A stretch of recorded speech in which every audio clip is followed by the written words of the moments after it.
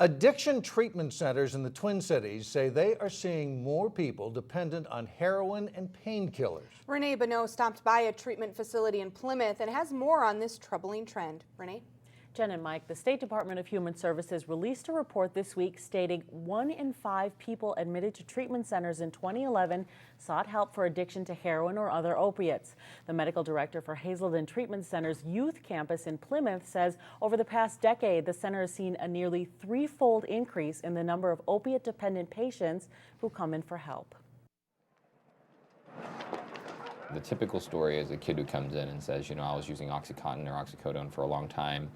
I never thought I'd use heroin. I never thought I'd inject, and then I crossed that line when I was desperate. Dr. Joe Lee says many people turn to heroin when they can no longer get a hold of or afford prescription medication. Heroin comes into the picture when you're an addict. Heroin is cheaper and widely available. One of the things I predict in the future, though, is that as the availability of heroin goes up, the lag time that you'll see between kids using prescription drugs to heroin is going to shorten. So we're going to see more kids graduating to heroin earlier and earlier. In the last 5 years, the percentage of young people who came to Hazelden for opiate addiction jumped from 22% in 2007 to 41% in 2011. In our residential center here, we treat the same number of opiate addicts that they do on the adult campus. And there are many more beds on the adult campus. That means that we have a higher percentage of opiate-dependent people coming in.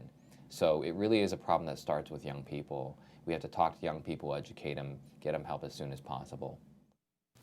Dr. Lee says the best way to prevent addiction in the first place is to get rid of prescription medication lying around the house. That's what starts the ball rolling, and it's only a matter of time before abusers graduate to heroin. Mike and Jen, the Hennepin County Sheriff's Department has been working to take heroin off of the streets, and they say that since January, from January to the end of May, the department has seized more heroin this year than it did in this same time last year. So they're trying. Yes. All right. Thanks, Renee.